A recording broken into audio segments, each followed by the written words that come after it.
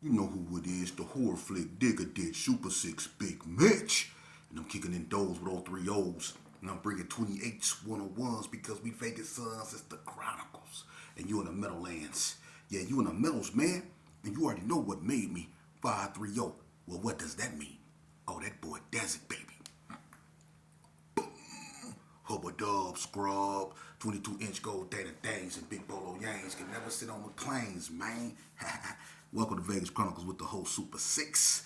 Dig a ditch, Big Mitch. And today, like any other day, y'all know what we do. We kick actual factuals with no additives and no preservatives, none of that junk. Just raw and uncut. Like what? Y'all said. Like summer sausages and crackers. You already know. Shout out to everybody that's been rocking with your boy, man. And shout out to everybody that's been following my platform, man. I ain't bought in no music or nothing yet, man. I'm taking my time with all this, man. I'm still a baby, man. You gotta crawl before you walk. I'm just glad I made it this far, with what I'm doing now. I'm just keeping it natural, But I like to send a special shout out to everybody that's been showing me love. You know what I mean? Shout out to Slick P, Ricky Briggins, man. That's my brother from another mother. Shout out to Lil Reg. Shout out to me. Shout out to everybody that's been rocking with me, man, and sending me positive vibes, man. And I really thank y'all, brothers, man.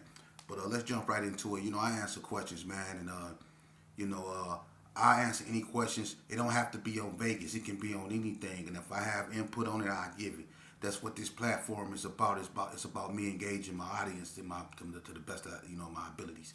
But this right here was actually concerning the relationships. Do I think that the current state in regards to the blacks and the Hispanics with I guess they looking at what's going on in California, and do they think it would ever get like that out here in Las Vegas? And I'm gonna be honest with you. The only places you really see racial animosity in Nevada is really in the prison systems or in any control setting. You know, Back in the days, prior to the influctuation of people from California, Texas, and Arizona, you didn't have racial hostilities even like that in the prison system. Because when I first entered in the early '90s, there wasn't that type of racial hostility. There were racial tensions at times between the blacks and Hispanics, but it was more black versus white than it was black versus Hispanic. During them days, it just recently turned black versus Hispanic because the Hispanics in Nevada back during them days they weren't organized per se. They didn't have really a power structure like that.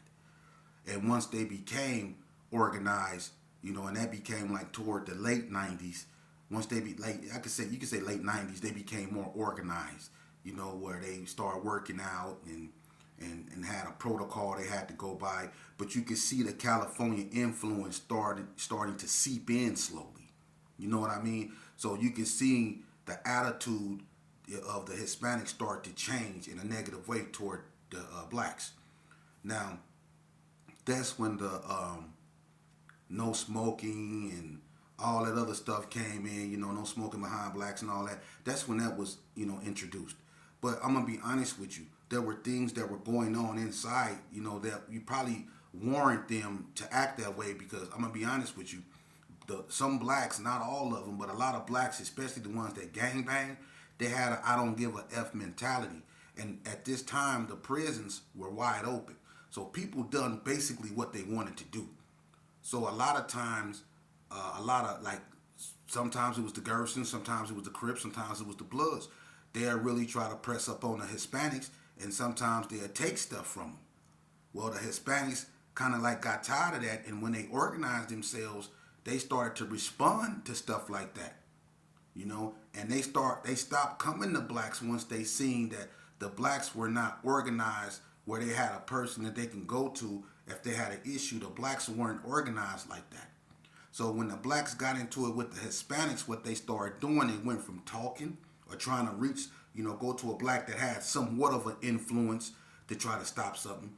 They stopped doing that, and when stuff started happening, they just started taking flight, meaning they just started attacking the blacks without the blacks even being aware. And that gave them the art of surprise. They gave them like a leverage per se, because the yard will be just cool and dandy and everything will be, and then all of a sudden they'll hit, and then they'll try to, cause maximum damage in the least amount of time. They'll hit real fast, and they very precise with what they do.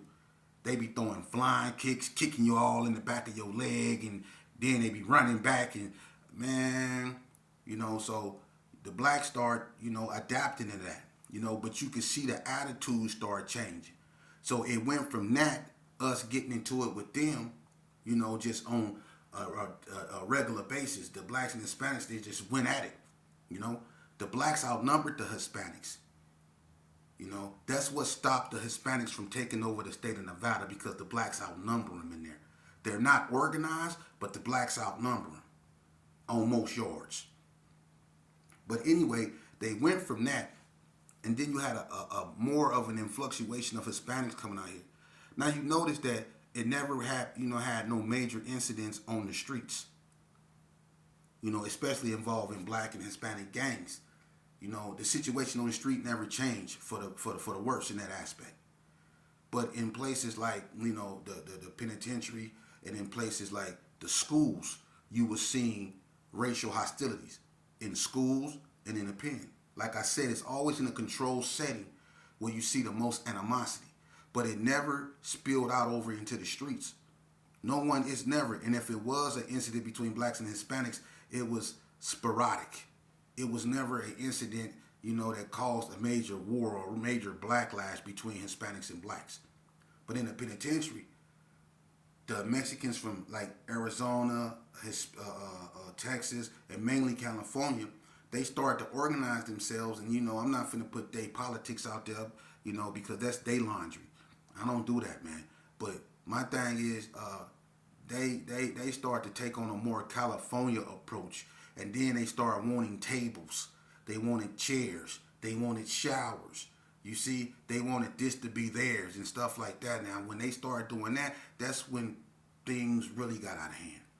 And after that incident, and I think it was in 2004, High Desert State Prison, the blacks and the Hispanics went to war, and it's never been the same since. Since 2004, everything changed in the state of Nevada between the blacks and the Hispanics, because they actually took the Serenos out of the population and started what was known as the Sereno program in the state of Nevada, and they put all the Serenos in Unit 2 at High Desert State Prison, and they blocked the fence so they couldn't even see out the fence, and then they moved them from High Desert State Prison because they started to be a bunch of riots in reaction to what happened at High Desert State Prison. There started to be a bunch of riots on Nevada prison yards. So they took all the Serenos out of the system, and they put them all at NSP. And that's when the Serenos had to sue, the state of Nevada to come from up under the Sereno program. They basically put them up under like a shoe program per se. They had them all on one yard, and they still was putting in work, So 2004 changed everything in the prison system. But as far as the streets, I'm going to be honest with you. Nevada, it's not like Cali, and Las Vegas is not like Cali. Cali is gang infested. Cali is the gang capital, and Vegas don't have gangs like that. Vegas is small, but, for Vegas being so small, we wiped ourselves out. My generation did when it came to gang banging. And now what you have now is a bunch of click bangers, and that's something that, is just running rapid now. But as far as blacks and Hispanics go on the street, there's no sign of no imminent nothing, and there's no sign of no imminent beef between between Las Vegas and California. And that's another thing. People, let me tell you something. People have individual complexes, whether it be Las Vegas, because people in Las Vegas, they got egos too. And then you have people from California who got egos. So they come out here and they feel that, I'm from Cali where it really crack, woo, woo, woo. And you have people that's from Vegas like, I'm from out here, man, and it crack out here too, man. I done lost a lot too. Just because you probably done seen more or lost more, that don't mean nothing. You know, blood is blood, regardless of how much of it is spilled. You know, pain is pain. You know, so you have people that have individual complexes because I've met a lot of Cali boys whom I feel is like family to me. You know, and it ain't gonna never change. You know, so and then you have some that I don't like, and there's some that come out here and they don't like Vegas, and then there's some that come out here and they like Vegas. It's just individual people, man. You know, shout out to Bobby Ye, shout out to the Hood Post, man. You know what I'm saying? Shout out to Kev Mac, shout out to all the podcasts, shout out to OG Bam. You know, it's all love. Shout out to Big Devil, Pope Street. You know what I'm saying? That's my partner right there, man. It's all love. But as far as the Hispanics, man, you know, ain't no beef like that out here in Las Vegas, man. And we don't want that out here, man. We all grew up together, man. And we never let animosity come in between us, man. So, no, it's not going to happen out here probably. You know, ain't nothing imminent out here. You know, so let's turn to the next page. You know,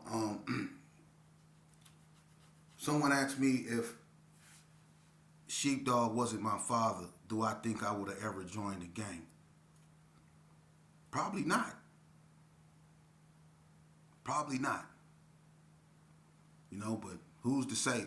But I think Sheepdog being my father is probably, you know, and I'm not going to say he's the reason why I joined because I'm not finna put my choices on the fact that I'm someone's son. Because at the end of the day, the choices I make were mine, and they always were mine. You know, maybe I didn't have the right influence around me or the encouragement to make the right choices, but the choices was always mine. You know, but being his son, yeah, it was a lot harder. It was a lot harder for me not to be, you know, a gangbanger. People expected me to do things because I was his son. That don't mean I had to, but you know how peer pressure is. And I succumbed to a lot of it. I tried to wear some shoes that I could never feel. I could never be my father. You know, I feel blessed that he was my father, but then I'm not gonna be. I wouldn't be honest with you if I didn't say it was instance that I thought it was a curse, because I was brought up to believe that I can whoop everybody. I had to fight dudes when I was 13 that was 18 years old, man, and I was expected to win. I was expected to do what people wouldn't do, and I got hurt a lot. But I wasn't expected to cry when I got hurt because I was Sheepdog's son. You know, I wasn't expected to say no when it came to doing something I probably didn't want to do because I was Sheepdog's son. I was willing to take the risks that other people wouldn't because I was Sheepdog's son. You see? And people didn't know that, you know, it was certain things that I did, man, where I couldn't have been here, man. And I know God had his hands on me. He always did. I had to go through what I went through in life in order for me to be right here sitting with clarity, giving you what I'm giving you. It was once upon a time where I couldn't think straight. I was strung out on PCP, and I'm willing to admit that, man. I never amounted to nothing in this game. You know? These cats will try to sit up here and glorify and want to make things look all like it's good and peaches and cream. It's not, man. When I was a youth, man, when I was out here warring with them real Northtown gangsters, with them real Paru Bloods, with the real Hollywood, when I was out here warring with them dudes wasn't playing, man. Them dudes wasn't playing. People want me to say, well, I was coming off 40 block one day, man, and a joker pulled up on me, and me and him just got to blasting at each other, and I did a flip over the gate, man, and I got at him, and I did another flip and landed on the house, and I got on one knee, and I boom, boom, boom, and flipped his car. They want me to lie. No, I was coming off 40 block one day, and I was full of my package, and we had just got into it with the joker, and he was selling people, telling people he was looking for bread, and I was coming off 40 block. I was walking on the side, Keystone them on Laurie, on Keystone them side.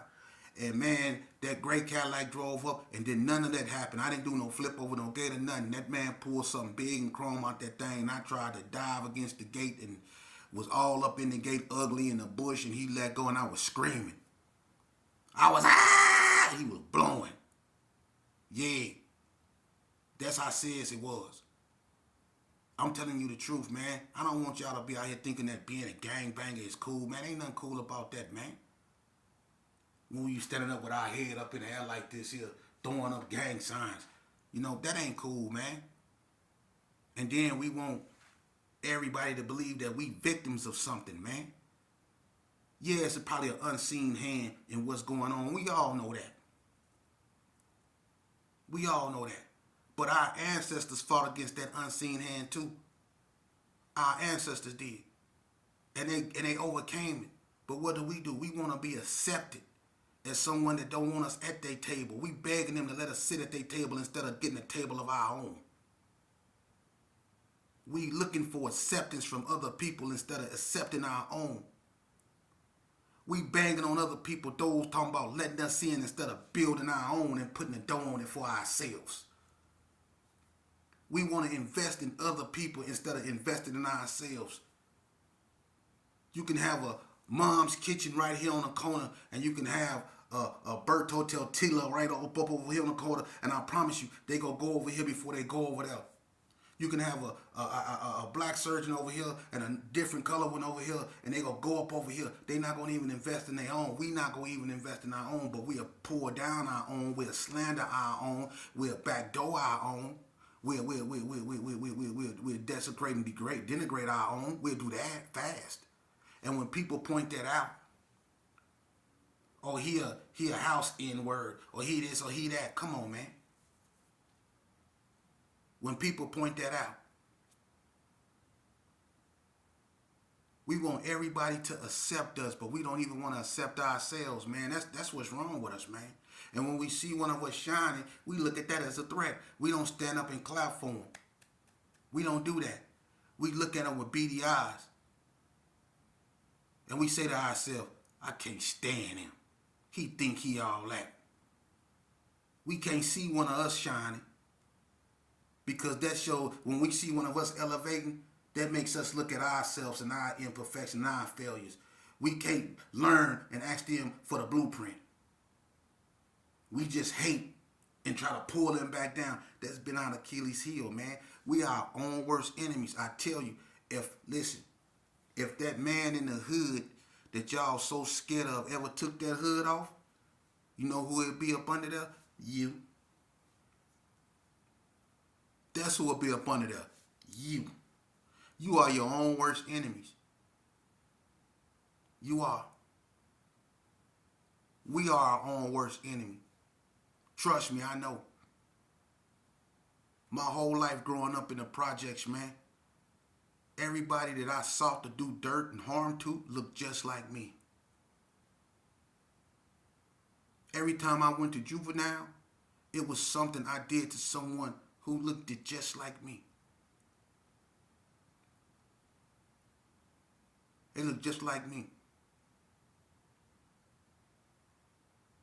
You know, you got a lot of people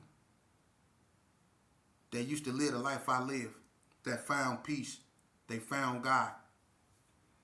And I'm going to tell you, they did something that is hard to do. Even I struggle with it, but I think I'm there. It's called forgiveness. And one thing about people like that, they're some of the most strongest people amongst us, because one of the most strongest persons I ever met was a person that forgave a person who didn't even deserve it, but forgave them for the betterment of their mental health. They forgave them for themselves. They decided to let God deal with that. It's hard to forgive people, especially when they wronged you in the wrong way. It's hard to forgive people. But you have people out here that actually done it. They didn't forgive people for telling on them. They didn't forgive them. I forgave people for telling on me, because I never should have put myself in a position to be told on. And for any man that say, oh, he a buster, he let it, that's on you. You can be hard and stuck in your ways all you want to, but y'all be the same ones when y'all standing in front of that judge crying, reciting Shakespeare on why he shouldn't give you a life sentence. Y'all be the same ones. Or trying to make a deal with the detective in there, drinking coffee and smoking squares, doing this, giving up everything. All y'all tough guys. The tough guys is the ones that realize that gang banging ain't worth it. The tough guys, the ones that realize that the only gang they need is the gang that they made, the gang that they created, they kids. Because a lot of them got a gang of them. That's the only gang that they should be associated with is those gang of kids that they need to be taken care of. See? See, when you speak about gangs, you should speak about them in that context, you know? Because there's a lot of dudes out here that need a gang of common sense. See?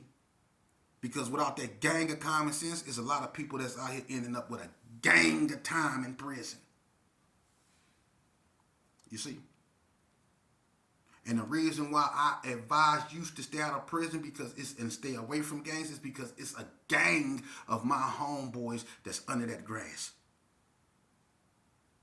See? And if you think I'm lying, I got a gang of stories I can tell you. You see? So when you speak of gangs, speak on them in that context. Excuse me. You know? Now, some point, Vegas Chronicles it's gonna have to come to an end, and I'm gonna have to start talking about other people. But in that time, I'm gonna bring a bunch of people on. I think I got out the nicks and crannies when I can go live and side by side with people, and I can have conversations. Because there's a lot of people out there I look forward to talking to, man, that can give y'all history. You know, so you don't just have to hear it from me. You can hear it from all sides, you know. And I'm looking for somebody, it was this cat from Henderson that kept getting at me. And he said he got somebody that was willing to sit down with me from Henderson to give me history on the Henderson original gangster, which is the Henderson Hogs. I look forward to that. I shot you my hookup. Get at me, and we can hook that up. If it's somebody from Henderson, I know some old heads like Tiny and a few more that was Los Hermanos, you know, Stranger and all them, man. If y'all, Wino, if he's still living, and if y'all see this video, man, and y'all still out there, get at me, man. So, because a lot of people don't know nothing about the Los Hermanos, and the Los Hermanos is an old Henderson gang, Hispanic gang, you know. So we need to get them on there, man. You know what I mean? And my boy Trickster from Sanchucos, man. If you hear this video, man, get at me, man. Tell Angel I say get at me, man. I want to get y'all on here, man, so y'all can tell y'all stories, man. You know, I don't know if Cricket is out. You know what I mean? If Cricket is out, tell him I send mine. Shadow, all of them, tell him I send mine, man. And I'm trying to link up, man, and get y'all on here, man, so we can spit this positivity, man, because I love the transformation you made, you know. And this goes out to everybody else, man, that know me, man. I talk to a lot of people, man. It's time to make this. It's time to start bringing this, man, and doing other things, man. Really getting out there, man. And you know, I want to go to juvenile halls and some of these schools, man. And I really want to engage now because I done enough talking. I want to start engaging now. You know what I mean? And I think I can have a major impact on the black community. You know, and I think it's that time. You know, and God put it on my heart to do this, man, you know. And whenever I think I can come, you know, and sit down with anybody, and I can sit down with anybody, I don't care where you from, because it's all about the youth. It's not about us no more. We've been through what we've been through, so they don't have to go through it. So now it's time for us to teach. If God left you here, you blessed, because there's a lot of us that's not here. So if you still here, you blessed, man. And a lot of us have a story that we can use, not to glorify what we've been through, but to help heal a sick community. Because we the only one that can be the medicine for our community. We the only ones that can heal our community. We got to quit looking outside for someone to come in and fix our problem. We got to look within. We got to look not just within our community. We got to look within ourselves, each and every last one of us. And we have to rectify whatever we need to rectify within ourselves. Meaning, learn to forgive yourself for whatever you've done. Learn to forgive yourself. That way you can move forward. Don't let your past be your anchor, because that's what's been hindering us. We've been stuck in the past. That's why we can't see no future. You see? And our children are being infected with what we used to do in the past. That's why they're being robbed of their future. We have to do something about that. We can't expect the criminal justice system to do something about that. It wasn't designed to. The only way we gonna be able to fix what's going on in our community, it starts at home. Everything starts at home. Everything starts at home. You understand? Ain't nothing wrong with going to church. But don't you ever forget, you yourself is also a church. Don't neglect that church. You don't have to go in a building for spirituality. You have a body full of it. Just tap into it. Just tap into it. That's all you have to do. Shout out to everybody and to my brother Burger Mac, man. Look, man, if it's one person I can salute, it's that man right there, Burger Mac. Him, his brother Spoonie G, they reputables. But Burger Mac, he made one of, and everybody know Burger Mac, OG Burger Mac from Peru. That man is a man of God now, man. And I'm going to tell you something. A lot of people might not recognize or act like they recognize, but it's people watching him. And he's setting the right example. A man that overcame Madison Terry's and found God. A man that suffered a lot of loss like me. He didn't probably been through so many funerals. People like him, people like Meech, people like Pookie Red, people like Po Boy, people like Deseret. See? People like Carl, people like HP, people like K-Dog, who I heard became a minister. Dig that. You see, we have people that really want to make the change, that made the change, that really want to seek change. Shout out to K-Dog, Kareem Brock, man. He then became a minister, man, and was one of the worst gangbangers in Nevada, in Las Vegas. But he's a minister now. So you can't tell me God ain't good. You can't tell me you can't seek redemption and find true salvation in the Word. You can't tell me that. Those brothers did that, and they still here. They live to tell about their story if they choose. You see, and they glowing. I salute.